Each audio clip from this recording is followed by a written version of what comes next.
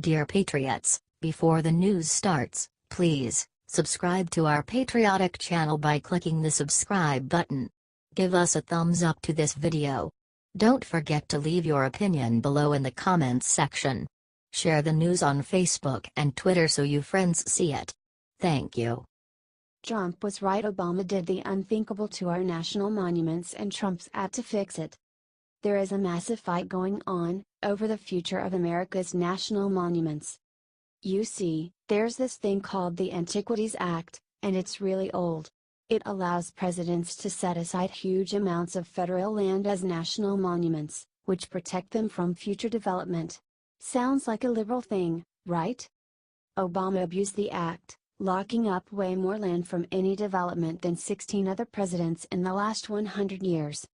Conservatives are moving to restrict a president's power to lock up land, because it prevents communities from using said land to create jobs. And Trump is fully in favor of allowing his power to be curtailed in this way. Trump has called the act another egregious abuse of federal power. Of course, the libs are freaking out. Because they don't like to create jobs, they just like to make it hard for businesses to do business. They are acting as if reform to the Antiquities Act will get rid of all national monuments, and as if Republicans, and Trump, just don't care about them. But the conservative bill still gives presidents the power to declare monuments of up to 640 acres without restriction.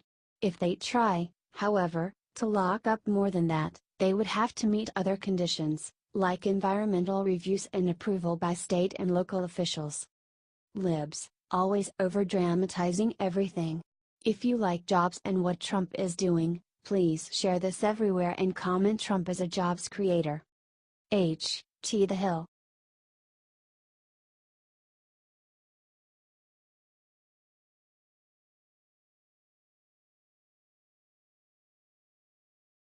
Trump just humiliated Obama in the best way ever and the media won't show it. President Trump just unleashed a massive crackdown on the National Park Service, NPS, after years of complaints of sexual assault that went ignored under the Obama administration. Interior Department Secretary Ryan Zinke announced a new plan on Friday that would combat the NPS widespread and pervasive culture of harassment and discrimination. The NPS has struggled with sexual harassment problems for years, and in 2016 a bombshell report was released finding long-term pattern of sexual harassment and hostile work environment, particularly within the Grand Canyon District National Park Service. Remember who was president back in 2016? That's right, Barack Obama. The House Committee on the Oversight and Government Reform reported after a hearing in June 2016 that more than 20 claims of sexual harassment and misconduct were reported at offices in the Grand Canyon River District and Canaveral National Seashore during the past 15 years. This is totally sick. Female rangers were fearing to go to work because their pervert colleagues were sexually harassing them. And did Obama's NPS director Jonathan Jarvis fire any of those creeps? Nope. A new sheriff is in town, and despite what Democrats and the left-wing media want people to believe, this administration is here to stick up for victims of sexual assault. The DOI released a report showing that 38% of NPS employees have been harassed or discriminated against on the job. That era is over. Zinke said in a statement. I've removed a number of people who were abusive or acted improperly that other administrations were too afraid to or just turned a blind eye to. Under my leadership, we're going to hold people accountable. We are also fixing the problem of victims being afraid of retaliation or inaction by codifying the right for victims to report abuse to any manager in any location across the service, and by bringing on an independent, investigative partner. Hell yes! The Trump administration is showing the world how to deal with sexual predators, and this juxtaposition is especially pertinent in the wake of Democrat bankroller Hollywood exec and serial assaulter Harvey Weinstein's public disgrace. Share this out if you are proud of our president. HC Daily Caller.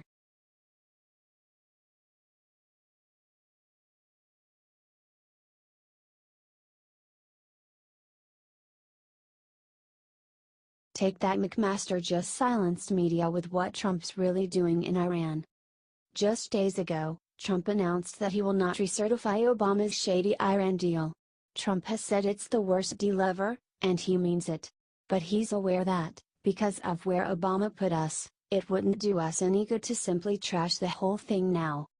National Security Advisor H.R. McMaster has come out strongly in favor of Trump's announcement, saying it's making it possible for our allies, and Iran, to fix what's wrong with the deal. It is a weak deal that is being weekly monitored, and so the president has made clear he will not permit this deal to provide cover for what we know is a horrible regime to develop a nuclear weapon. McMaster just said on Fox News Sunday. What the president has done is, he has set out a marker to Iran, our allies and our partners, that we have to fix fundamental flaws in this deal. While our allies have come out and said they stand by the deal, McMaster stated that they are already revisiting the terms of the deal. France, Germany and the UK support more rigorous enforcement and monitoring. You gotta love our president, y'all. He's looking for real change in enforcement and monitoring that will make our world safe from this dangerous regime, with real nuclear capability. And our allies are coming along. If he sees real change, he will not completely scrap the deal. It's the art of the deal, y'all. And our president truly makes it an art. If you're proud of our president, please share everywhere, and comment I agree with Trump's stance on Iran. H.T. The Hill.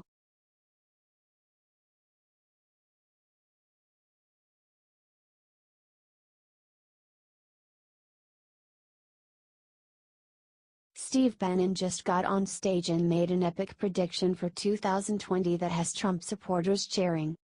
Former White House chief strategist and current Breitbart editor-in-chief Steve Bannon addressed the Values Voter Summit in Washington, D.C., on Saturday with a message all Trump voters are going to love. President Trump isn't only going to finish this term, but he's going to finish with 400 electoral votes in 2020. Getting 400 electoral votes is difficult but certainly possible. As the Washington Examiner notes, George H. W. Bush won 426 electoral votes against Democrat Michael Dukakis during the 1988 election. Before then, Ronald Reagan, Richard Nixon, and Franklin D. Roosevelt each won an election with over 500 electoral votes. Bannon left the White House earlier this year, but is working hard to shore up support for the president's base. President Trump was dealt several disappointments with Congress's failure to deliver health care reform, but last week he began making moves to bring changes himself, ending Obamacare subsidies and signing an executive order allowing for cheaper health care coverage across state lines.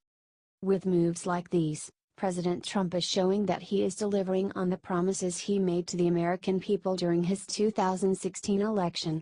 If the next 3 years prove to be more of the same, Steve Bannon's prediction might just come true. H.T. Washington Examiner.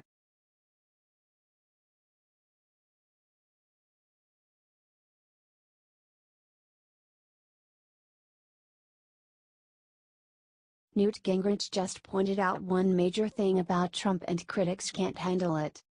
Newt Gingrich praised President Trump's recent moves in foreign and domestic policy on AM 970's The Answer Sunday morning, noting that Democrats and establishment Republicans, among others, are unhappy with his recent successes. Donald Trump really is draining the swamp, and the alligators are really unhappy. This guy is actually doing what he said he would do. We're getting conservative judges nominated. We are getting regulations rolled back. He continued. We're getting a much more aggressive pro-American trade policy and pro-American foreign policy. The other side sees this as the end of their way of life. President Trump has been calling out politicians on both sides of the aisle for obstruction, corruption, and not keeping their promises to the American people. Some politicians just can't seem to cope. Gingrich went on to say how President Trump's more aggressive America First foreign policy plan has led to victories abroad, most recently the rescue of American hostages by Pakistani troops in Afghanistan. The Pakistanis understand how much tougher and how much more aggressive the Trump administration is than the Obama administration. And I think they're trying to find some way to appease us because they know that we are very angry at them. Remember, they had bin Laden in their country for a decade. As a result, they're scrambling to find a way to appease us. President Trump's America First plan helped save those Americans taken hostage, which many critics are going to find hard to admit. Gingrich nailed it.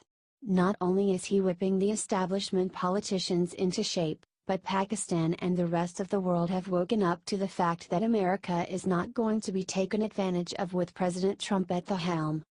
Love our president? Share it out. HT The Hill.